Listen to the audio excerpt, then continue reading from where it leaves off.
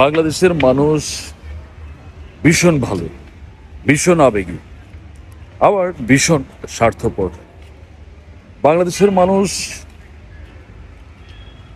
জ্ঞানী হওয়ার চেয়ে অনেক বেশি কৌশলী, যার জন্য মানুষ যেমন নিজের কৌশলে অন্যকে ঠকায়, তেমনি তার চেয়ে বড় বড় কৌশলধারী এসে বাঙালিকেও ঠকায়। এটি চিরচারিত নিয়ম। আপনাদেরকে যদি আমি কয়েকটা উদাহরণ দিই, আপনাদের বুঝতে সুবিধা হবে। ধরুন এমএলএম ব্যবসা।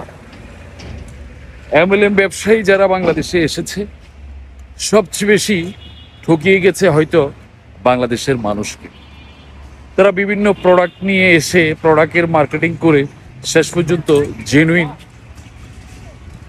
টাকা নিয়ে তারা এক সময় ভেগে যায়।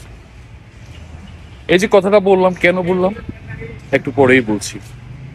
তাই মানুষ অতিরিক্ত চালাক হওয়ার চেয়ে জ্ঞানী হওয়া অত্যাধিক জরুরি। বনিয়ামিনকে নিশ্চয়ই বাংলাদেশের অনেক মানুষ চিনেন, খুব ভালো একজন ইউটিউবার। পৃথিবীর নানান দেশে তার একটা বিচরণ আছে, কোনো সমস্যা না, এটি নিঃসন্দেহে ভালো একটা বিষয়। এখন কথা হলো, এই মানুষটি ইদানিং এক ধরনের একটা কাজ করছে খুব সুকৌশলে। সেটি হলো তার সফর সঙ্গী নিয়ে যাচ্ছে দেশের বিভিন্ন দেশে, এমন কিছু কথা বলে, কখনো কখনো বলে দু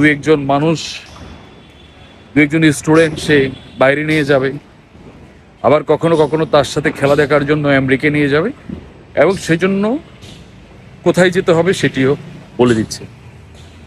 সেজন্য তার পছন্দের একটি বিশ্বস্ত ট্রাভেল এজেন্সি আছে, সেখানে যাবে, সেখানে গেলে হয়ে যাবে। এখন সেখানে গিয়ে আসলে কি সেখানে গেলে হয়ে যায়?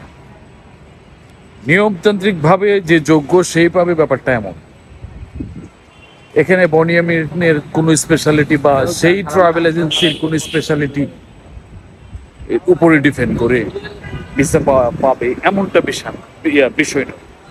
কিন্তু ওই যে মানুষ কৌশলী, মানুষ খুব দ্রুত তার কথায় সাড়া দিয়ে হাজার হাজার টাকা, লাখ লাখ টাকা পর্যন্ত তাদের কাছ থেকে নেয়ার অভিযোগ আছে, কিন্তু ফলশ্রুতিতে কারো কিছু হয়নি।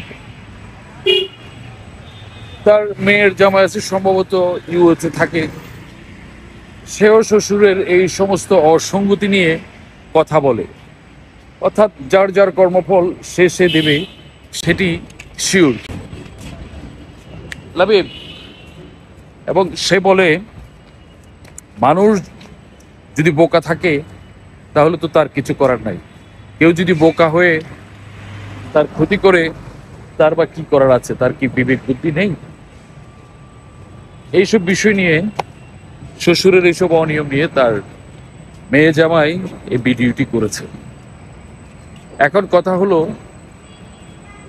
এই যে আমরা যারা আমাদের জাতিগতভাবে আমরা যারা চালাক মনে করি, তারা বারবার তাদেরকে বড় বড় কৌশলধারী চালাক মানুষগুলো কিন্তু ঠকিয়ে যায়, এটি খেয়াল করবে।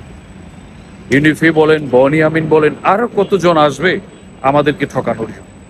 কারণ আমরা মোটেও জ্ঞানী হই না, আমরা সবসময় চালাক হই। দেখুন, চালাক মানুষ দ্বারা পৃথিবীতে কোনো কল্যাণ সাধন হয় না। কল্যাণ আনতে হলে, সফলতা আনতে হলে একটু জ্ঞানী হতে হবে, নিজের জ্ঞানকে পরিচালনা করতে হবে, তখন জ্ঞানী হলো, মানে তখন ভালো কিছু হয়তো সম্ভব। আর বাংলাদেশের মানুষ যে চালাক, বাংলাদেশের মানুষ যে স্বার্থপর, এই ধরনের বড় বড় কৌশলধারী মানুষগুলো মনে হয় পুরো পৃথিবী জুড়ে এটার একটা প্রচার আছে। তাই কৌশলধারী মানুষগুলো এখানে এসে বাঙালিদেরকে ঠকিয়ে যায়, বাঙালিদের সাথে প্রতারণা করে। তাই আমার প্রিয় বাঙালি ভাই বোনদের কাছে রিকোয়েস্ট, আপনারা শুধুমাত্র অতিরিক্ত চালাক হওয়ার প্রবণতা ছেড়ে দিন, একটুখানি ব্রেন খরচ করুন, সৃষ্টিকর্তার দেয়া জ্ঞানকে একটু পরিচালনা করুন, জ্ঞান দিয়ে চিন্তা করুন, চালাকি করুন। আমি বনিয়ামিন সম্পর্কে, তার কার্যকলাপ সম্পর্কে বিস্তারিত অন্য একদিন বলবো। সবাই সুস্থ থাকবেন, নিরাপদ থাকবেন, অন্যকে নিরাপদ রাখবেন। ভালো কিছুতে ভূমিকা রাখবেন। ধন্যবাদ।